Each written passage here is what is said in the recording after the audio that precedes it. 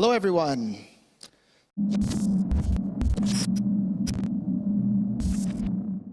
So we've gotten to hear from all sorts of startups that are building new businesses built on top of cryptocurrency technologies, and they're doing this all over the world in just about every country. And there's so much happening around the world, and just right outside this door, there's lots of startups that are involved doing cryptocurrency-related things. But I'd like to talk a little bit about why this is so important for the world, and why all of us are so excited about digital currencies. And I'm going to start off by a quote from Brian Armstrong, who is the CEO and founder of Coinbase.com, probably the business that's brought more people to be able to use digital currencies than any other business anywhere in the world.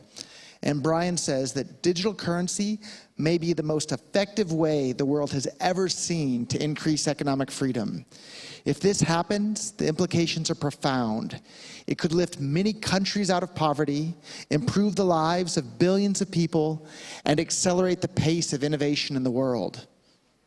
That's some pretty exciting stuff that he's talking about there. It can literally accelerate the pace of innovation for every single human being on the entire planet. And so let's talk about what economic freedom is. All right, economic freedom is a measure of how easy it is for members of society to participate in the economy. It has a number of factors such as how easy it is to start a business, whether property rights are enforced, free trade with people in other nations, and the regulation of labor and businesses, and the stability of the currency. Well, digital currencies give everybody, everywhere on the planet, access to all of these things. You can now start accepting payments from anyone, anywhere in the world. You can pay anyone, anywhere in the world. You can literally engage in trade with anyone, anywhere on the planet, instantly, basically for free, without having to get permission from any bank or anybody at all. And that was impossible before the existence of Bitcoin and digital currencies in general. And here's a really interesting chart where we can see a list of the countries around the world ranked by the amount of economic freedom they have. And on the left, we have countries with the most economic freedom, like Hong Kong, Singapore, New Zealand, Switzerland, Australia, Canada, on, all very nice places to live. And on the right, we have a list of countries with the least amount of economic freedom in the world.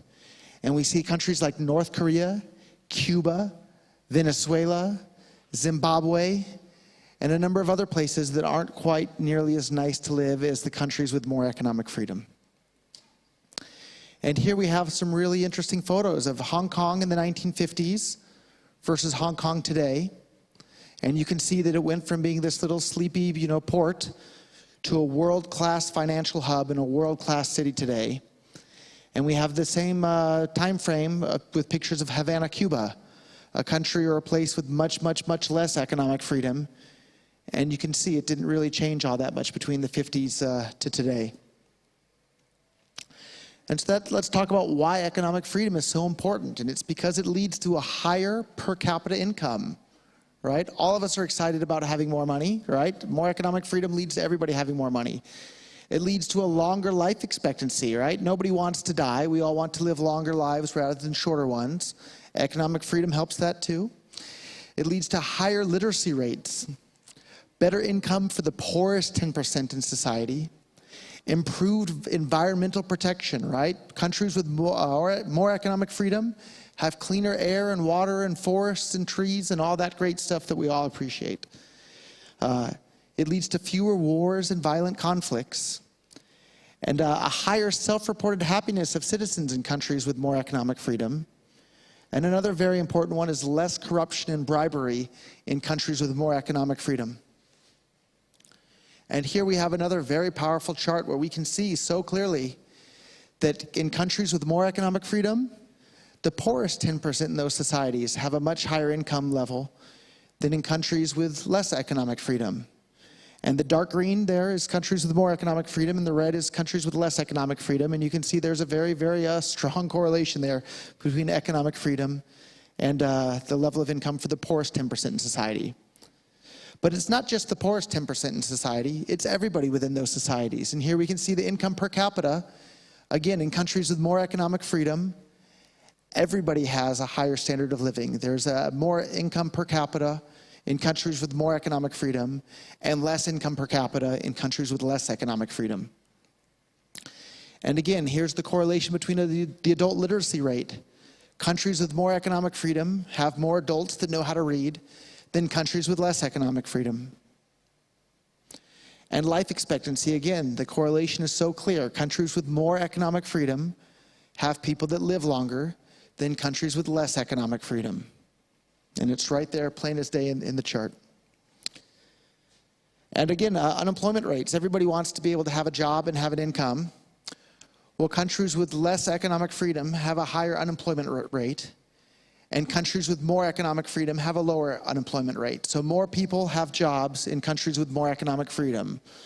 So in short, more economic freedom leads to more countries having more jobs for the people in those countries.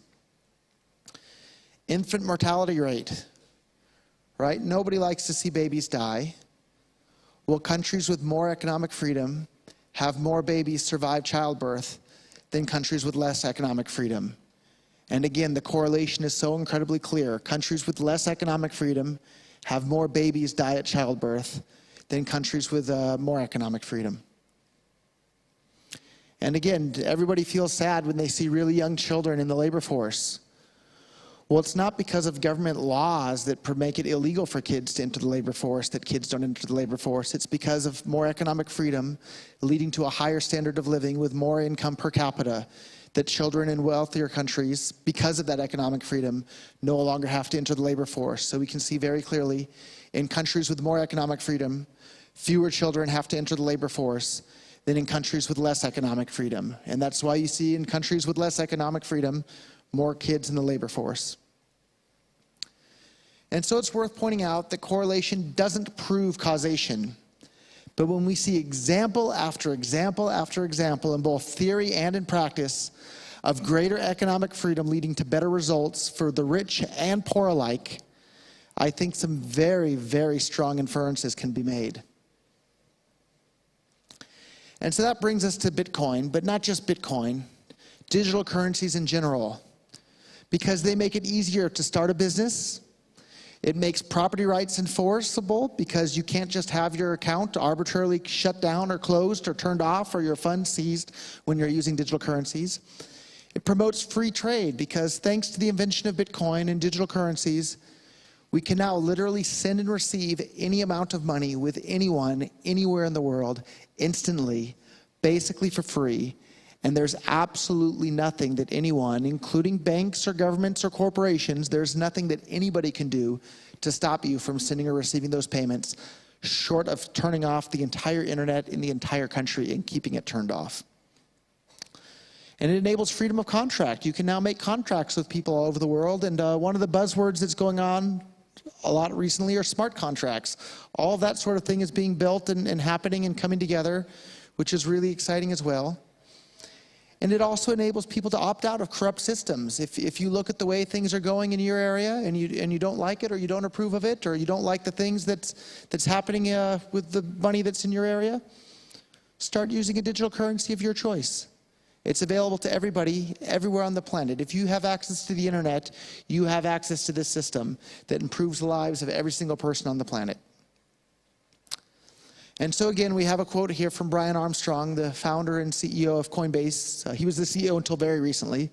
Anyhow, he says, if we can create more economic freedom in the world, it will serve as a giant economic stimulus package for the world.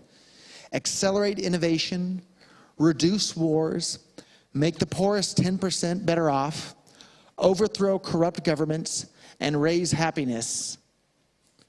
And I had the privilege of meeting Brian Armstrong for the first time in I think it was 2011, at a barbecue in the backyard of a house in California.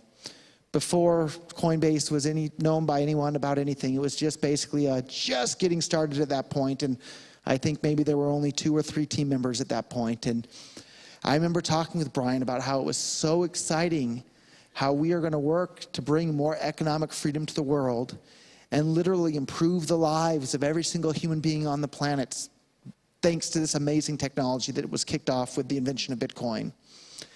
And here we are 7 years later, And literally, people all over the world are starting to use it in their businesses and in their personal lives. And they're starting to have more economic freedom because of the invention of Bitcoin and because of businesses like Coinbase and blockchain.info and BitPay and, of course, Bitcoin.com as well. We're literally bringing more economic freedom to the entire world, and it's happening right before our eyes. And it's so exciting to be a part of it. And I'm sure Brian feels just as excited about it today as he did when he first got involved. And that brings me to my point here, is that Bitcoin, and specifically Bitcoin Cash and all the digital currencies that actually work as cash, are the best tools the world has ever seen to accomplish these goals of bringing more economic freedom to the world. And that's why I got involved in Bitcoin from day one. And that's why I'm involved with Bitcoin Cash today. And that's why I'm a fan of digital currencies in general, because there's 1,001 different digital currencies out there, and we all have the option of using them in our lives now to improve not just our own lives, but the lives of every single person on the planet, because more economic freedom means more prosperity for everybody, and digital currencies are the tools we have to bring those to the world. And if you're excited about these things, I urge you to tell your friends, tell your family, get started today at Bitcoin.com. When I'm done giving my presentation, if you come right outside in the hall, I'll give every single one of you, if you install a Bitcoin wallet, I'll send you $1 worth of Bitcoin Cash. And today it's just $1. But in the future, as Bitcoin Cash becomes more and more popular around the world, it could become worth as much as $1,000 someday. And it literally takes longer to download the app than it does to start using the app. So I urge all of you to go out there and tell your friends and tell your family about all these exciting things that are happening thanks to digital currencies around the world, and help them set up a wallet, give them a little bit, show them how it works, because this is literally one of the most important inventions ever in the entire history of humankind that can propel all of humankind forward in our trajectory to building a better world for everybody, rich and poor alike, regardless of what color you are, regardless of what color your passport is, regardless of where you were born or where you live today. This improves the lives of everybody. So thank you all very, very much.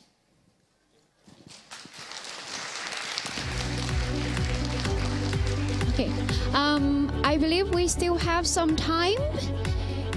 We still have a little bit more time, so maybe would you like to open for some Q&A, maybe? Sure, we can do some questions, and I won't be offended if you take out your phones right here at this moment and open up the Play Store or the Apple App Store and search for Bitcoin Wallet. And if you install my wallet, I have a couple of assistants that agreed to help me too. We'll give all of you a little bit of Bitcoin Cash just like that. And I think this guy's eager with a question too. Okay, so what do I need to do? I need to open an app store or? Yep, so if you open the App Store for either Google Play on Android or the App Store on Apple and search for Bitcoin Wallet, and the Bitcoin.com wallet will probably be the very top result. And if you install that, I'll send each of you a little bit of Bitcoin Cash. Bitcoin Wallet, okay, let me see. And I think this gentleman here has a question too. We can answer that while people are installing their apps. I'd like to know from your side, isn't there any risk at all about Bitcoin or cryptocurrency or blockchain? Any risk? Sure, there's a huge risk of even getting out of bed in the morning. So life is full of risks, and it's up to us to decide what risks are worth taking and which ones aren't. But if you look at it, it's very, very clear that the risks of getting involved with digital currencies, the rewards far outweigh those risks. You can literally transact with anyone, anywhere on the planet, thanks to digital currencies. You might get hacked and you might lose your money, but that happens with traditional banks all the time. Look at the people in Greece not too long ago. They woke up one morning and suddenly all of their bank accounts were frozen, and the government decided to take a big percentage of the money that was in their bank accounts. Or look what happened to people that were living in Zimbabwe. I'm not that old of a guy, but within my lifetime, one Zimbabwe dollar was worth more than one US dollar. And so you never know what the future is going to bring. The future is full of risks, but this is an incredibly wonderful, beneficial technology for the entire world, and so the benefits far, far, far outweigh the risks. Just like if we go back a decade or two and think about the internet, it's risky using the internet. You might download a virus, or you might see something you don't want to see, you might be exposed to ideas you don't like. But look at how much the internet has improved the world. So if we had what if a bunch of politicians or regulators had gotten together and said that anybody who wants to build a web page has to get a license and get permission to build a web page? Think about how boring the internet would be today if you had to get a license to build a website. Well, the same is true of cryptocurrencies today. Imagine how much innovation would be stifled if everybody has to get permission to do every little thing with a cryptocurrency. So we want to encourage innovation on these platforms and encourage the world becoming a more colorful, interesting place. Isn't there any chance that something would be better than Bitcoin, or would there be a winning currency, digital currency, a winning compared to the fiat currency? U.S. dollars is the leading one, or it's going to be yuan in the near future, or whatever. Isn't there a chance that only one will win, a couple will win, and 100 others will go to zero? Yeah, I think there's a very good chance that there'll be a couple of dominant cryptocurrencies in the world. But it's very easy to convert from one to another. And just because we don't know which one is going to wind up with the biggest market share in the end doesn't mean that we shouldn't get involved today. Just like the fact that, this iPhone is a pretty good iPhone today, but I'm pretty sure it's not going to be the best iPhone next year. But it doesn't mean that we shouldn't get involved and use our iPhones today. And so it's the same with digital currencies. I hope there will be better ones that come out tomorrow. Because if a better one comes out tomorrow, we all get to use that one too. Just like I hope that a better iPhone comes out tomorrow, because I'll get to use that one as well. So. It's a matter of adoption and understanding as well. So any other questions? Yes, please, the gentleman in the pink shirt. Please.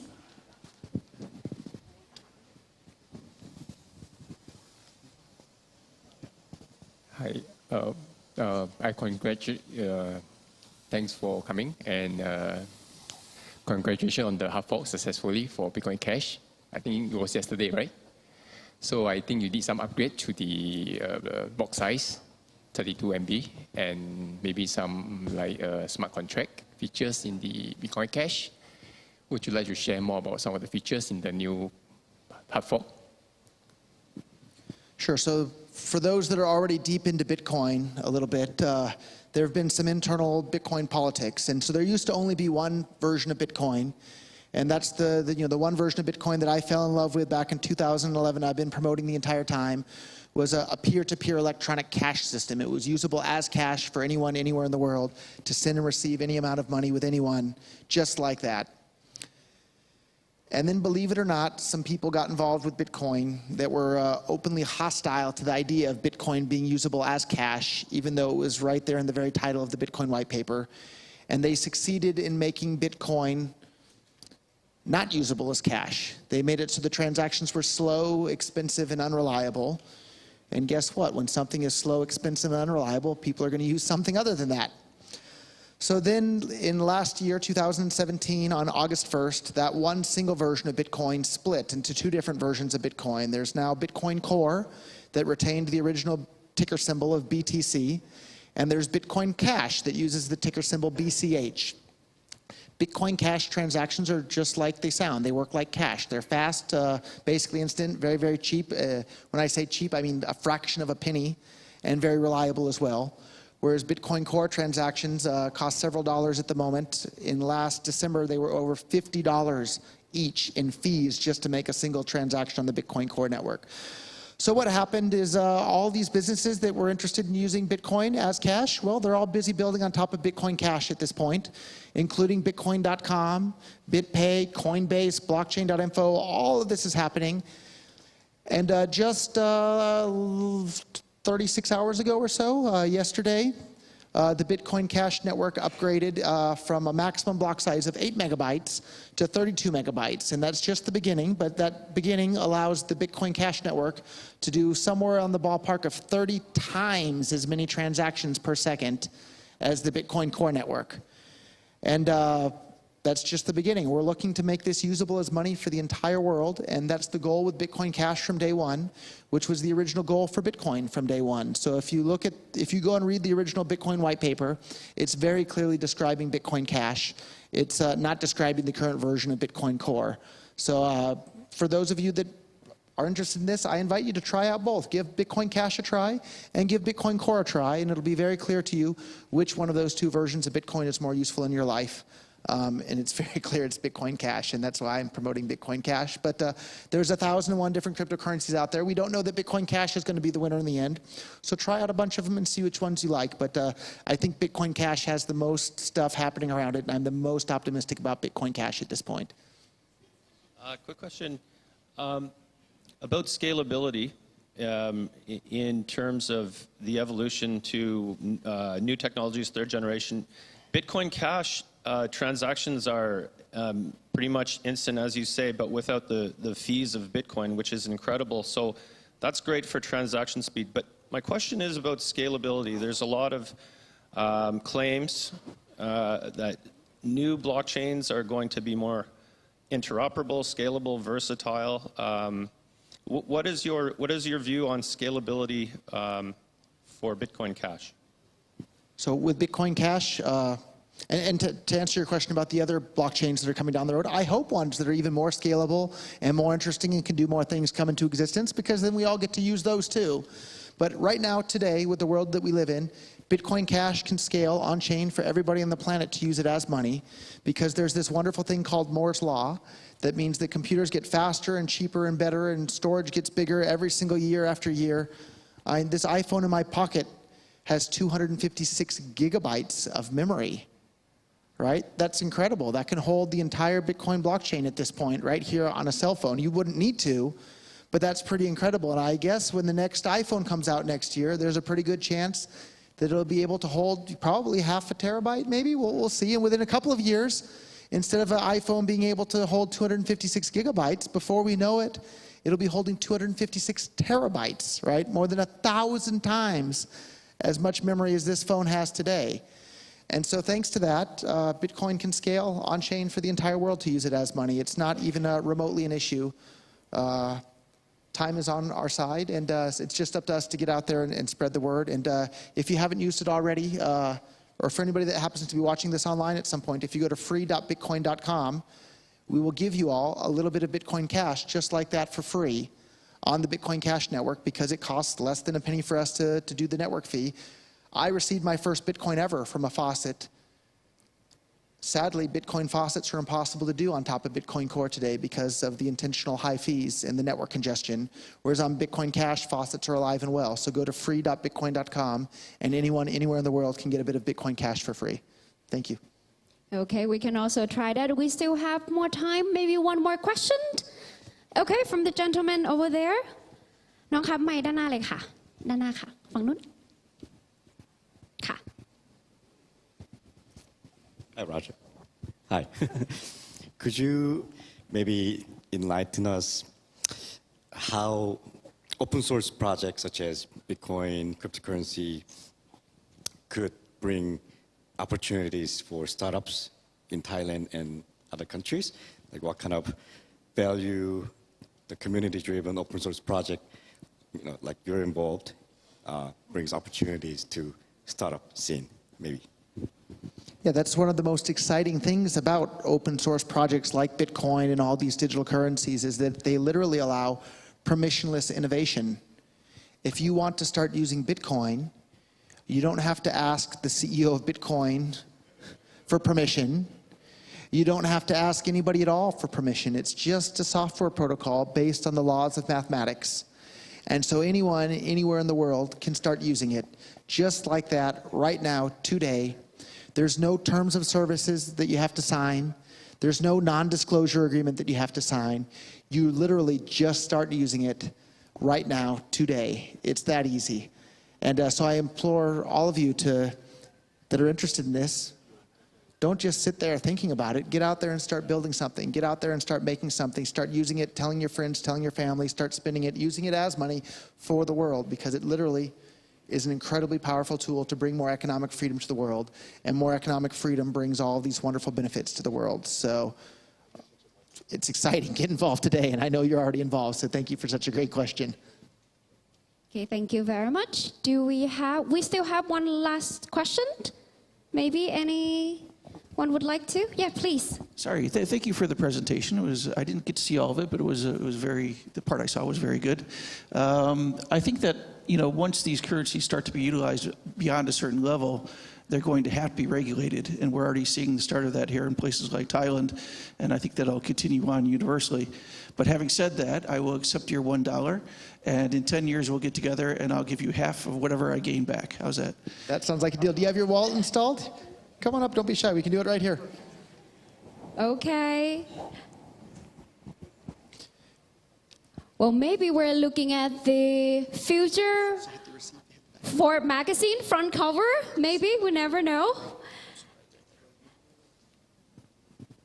Okay, so see how quick it is. You just pull your phones out, Yep, so I'm gonna download the send it- app. Yep, just download the app. It's called the Bitcoin.com wallet. And here we go. I just hit send, and you'll see on my phone, but it's a little bit slow internet for me. Don't touch anything, and you'll be there. Sent. And you just received it on his phone. And so it literally went from my phone to his phone. It didn't go through a bank. It didn't go through a company. He didn't give his name. He didn't give his email. He didn't give his tax ID number. He didn't get permission from anybody. He literally just installed an app. It's already there. Has to refresh that page.